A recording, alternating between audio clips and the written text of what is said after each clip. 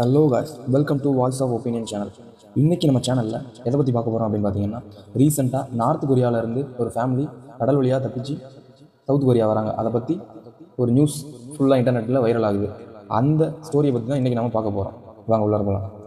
North Korea அது ஒரு country இல்லைங்க, அது ஒரு மூடிய கதவு. பிகாஸ் அங்கே சூரியன் உதிக்கும், ஆனால் அந்த ஒளி எல்லாருக்கும் கிடைக்கிறது இல்லை. ஒரு மனிதன் பிறக்கிறான் அப்படின்னா அங்கே அவன் வாழ்வதற்கு உரிமையே ஃபுல்லாக கிடைக்காது. இப்போ இந்த ஃபேமிலி ஏன் வராங்க அப்படின்னு பார்த்தீங்கன்னா, அவங்களுக்கு வந்து பார்த்திங்கன்னா சாப்பாடு வேலை எல்லாமே இருக்குது. பட் அவங்களுக்கு தேவையான சுதந்திரம் அங்கே கிடைக்கல. அதனால தான் அந்த கண்ட்ரியை விட்டு போகணும்னு நினைக்கிறாங்க. அந்த குடும்பத்தோட மையம் அப்படின்னு பார்த்தீங்கன்னா, அந்த ஃபேமிலியோட லீடர், அதாவது தப்பிச்சு வரவங்களோட தந்தை அவர் தான். அவர் ஒரு புரட்சியாளரும் கிடையாது, அட் த சேம் டைம் அவர் ஒரு பொலிட்டிக்கல் லீடரும் கிடையாது. ஆனால் அவருக்குள்ளாரே அவர் ஒரு கேள்வி கேட்டுட்டாரு, நம்ம வாழ்க்கை இதுதானா? அந்த ஒரு கேள்வி ஒரு விதையாக மாறுது. அவரோட பசங்கக்கிட்ட இந்த நாட்டுக்கு வெளியே ஒரு உலகம் இருக்குது, அதை நம்ம போய் பார்க்கணும் அப்படின்னு சொல்கிறாரு. அதுக்கப்புறம் பார்த்தீங்கன்னா அவர் கொஞ்ச நாள்லேயே இறந்துடுறாரு. ஆனால் அவர் சொன்ன வார்த்தை அந்த பசங்களுக்குள்ளார ஒரு ஆணி வேறாக இருந்து வளர்ந்துட்டு வருது. அவர் உடம்பு சாம்பலானது, ஆனால் அவர் கனவு வந்து பார்த்திங்கன்னா வெறும் கடலாக மாறி இருக்குது. அந்த இறந்து போன தந்தைக்கு பார்த்திங்கன்னா 2 பசங்க இருக்காங்க. ஒன்று கிம் இல் ஹியோக், இன்னொருத்தர் பார்த்திங்கன்னா கிம் இ ஹியோக். இல் ஹியோக் மூத்தவர், இ ஹியோக் பார்த்திங்கன்னா இளையவர். மூத்தவர் தான் ஃபேமிலியை பார்த்துக்கிற பொறுப்பு. 2வது பையனுக்கு பார்த்திங்கன்னா அவங்க அங்கேருந்து எப்படி வெளியே போகணும் அப்படிங்கிற திட்டத்தை தீட்டுறது தான் அவரோட வேலை. அவங்களோட பிளான் படி பார்த்திங்கன்னா இ ஹியோக் பார்த்திங்கன்னா கடற்கரைக்கு போகிறாரு. அதாவது சிட்டியை விட்டு கடல் நோக்கி போய் கடல்லேருந்து எவ்வளோ கற்றுக்க முடியுமோ கற்றுக்குறாங்க. அதாவது அவங்களோட தப்பிச்சு போகிற பிளானில் என்னென்ன இடையூறுகள்லாம் வரும், அதை எப்படி சமாளிக்கலாம் அப்படிங்கிறதெல்லாம் அவங்க அனலைசிஸ் பண்ணி லேர்ன் பண்ணிக்கிறாங்க. ஃபஸ்ட்டு அவருக்கு மீன் பிடிக்க கற்றுக்கிறாரு, அதுக்கப்புறம் படகு ஓட்ட கற்றுக்கிறாரு, அதுக்கப்புறம் கடலில் பேசிக்குவாங்கள்ல சைகை மொழி, அதெல்லாம் கற்றுக்கிறாரு. ஆனால் ஒரு மீனவர் இல்லை, தப்பிக்கிறதுக்காக என்னென்ன வழிமுறைகள்லாம் ஃபாலோ பண்ணணுமோ அதெல்லாம் ஃபாலோ பண்ணுறாரு. இந்த திட்டம் பார்த்தீங்கன்னா ஒரு 10 வருஷமாக அவங்க பிளான் பண்ணிகிட்டே இருக்காங்க. பட் அவங்க எக்ஸ்பெக்ட் பண்ண டே வந்து என்றைக்கு வரும் அப்படிங்கிறது அவங்களுக்கு தெரியாது.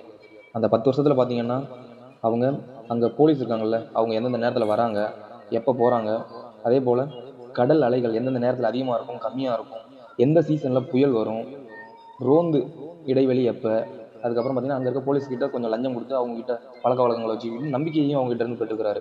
அவங்க செய்கிற ஒவ்வொரு விஷயமும் ஒரு கணக்கு தான். அதே போல் அந்த ஃபேமிலிக்கிட்ட ஒரு டிவி இருக்குது. அதாவது எங்கேருந்து டிவி வந்துருக்குன்னு பார்த்தீங்கன்னா சைனாவிலேருந்து அவங்களுக்கு ஒரு டிவி வந்து ஸ்மக்லிங் மூலமாக வாங்கி வச்சுக்கிறாங்க. அந்த டிவி மூலமாக அவங்க வெளி உலகத்தில் என்னென்ன நடக்குது அப்படிங்கிறத பார்த்து தெரிஞ்சுக்கிறாங்க. அதில் தான் பார்த்தீங்கன்னா south Korean people culture and அவங்களோட லைஃப் ஸ்டைல் எல்லாத்தையும் பார்க்குறாங்க.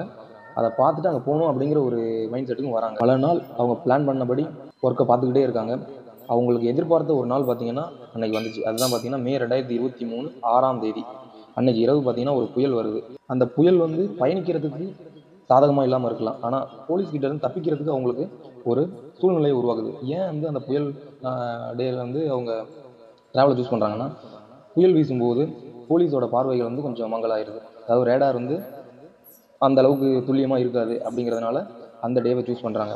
அந்த டேவில் அவங்க பயணிக்கிறதுக்கு போதுமான சௌரியம் இல்லைன்னாலும் அவங்களுக்கு இருக்கிற ஒரே வழி அது மட்டும்தான். இப்படி பயணம் பண்ணும்போது ரொம்ப கஷ்டங்கள்லாம் அனுபவிச்சுக்கிறாங்க. அதாவது அவங்க 2 குழந்தைகள், ஒரு குழந்தை 4 வயசு, இன்னொரு குழந்தை 6 வயசு. அந்த 2 குழந்தைங்களும் சாக்கு மூட்டையில் கட்டி வச்சு தான் எடுத்துகிட்டு போகிறாங்க. அந்த குழந்தைங்க சத்தம் போட்டால் அவங்களோட மொத்த பிளானுமே கொலாப்ஸ் ஆகிரும். அதனால் எவ்வளோ கேர்ஃபுல்லாக எடுத்துகிட்டு போக முடியுமோ அவ்வளோ கேர்ஃபுல்லாக அந்த குழந்தைங்களை எடுத்துகிட்டு போகிறாங்க.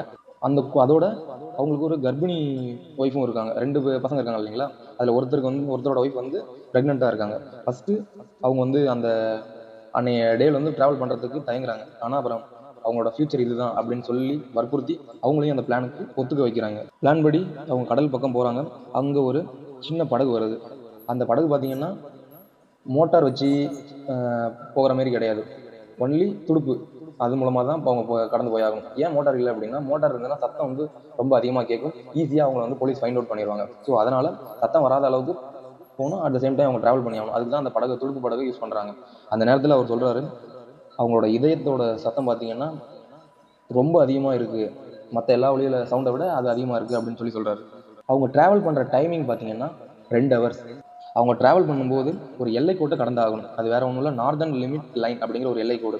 அது நார்த் கொரியாவுக்கும் சவுத் கொரியாவுக்கும் இருக்கிற ஒரு எல்லைக்கோடு தான். அது நார்மலாக ஒரு எல்லைக்கோடாக இருந்தாலும் அந்த ஃபேமிலியை பொறுத்த வரைக்கும் வாழ்க்கைக்கும் மரணத்துக்கும் இடையே உள்ள ஒரு லைன். அதை தான் அவங்க கடந்தாங்க. கடந்த அந்த செகண்ட் பார்த்தீங்கன்னா அவங்க மறுநொடி ஃப்ரீ ஆகிட்டாங்க. அதாவது நார்த் கொரியாவிலேருந்து ஃப்ரீ ஆகிட்டாங்க. அதுக்கப்புறம் தென் கொரியாவில் ஒரு தீவில் நுழைகிறாங்க. அங்கே இருக்க போலீஸ் அவங்க என்கொயரி பண்ணுறாங்க, நீங்கள் எங்கேருந்து வரீங்க, எதனால் வந்தீங்க அப்படின்னு சொல்லி விசாரிக்கிறாங்க. அவங்கக்கிட்ட நார்த் கொரியாவிலேருந்து வரோம் அப்படின்னு சொல்லி அவங்களோட ஸ்டோரி எல்லாம் சொல்கிறாங்க. அங்கே போனதுக்கப்புறம் பார்த்தீங்கன்னா அவங்க வந்து அகதிகளாக வாழ்க்கையை தொடர்றாங்க.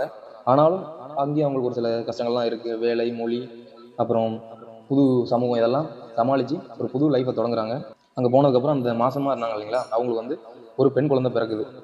அதுக்கப்புறம் கொஞ்ச நாளில் பார்த்தீங்கன்னா அந்த பிளானுக்கு ரொம்ப கீயாக இருந்த கிம் ஹீ கியோ அப்படிங்கிறவர் பார்த்தீங்கன்னா ஒரு விபத்தில் இறந்துடுறாரு. அதாவது ஸ்கூபா டைவிங் அப்போ அவர் இறந்துடுறாரு.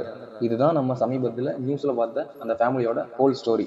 இந்த ஸ்டோரி உங்களுக்கு பிடிச்சிருந்தது அப்படின்னா மறக்காமல் நம்ம சேனலுக்கு சப்ஸ்கிரைப் பண்ணிடுங்க. தேங்க்யூ.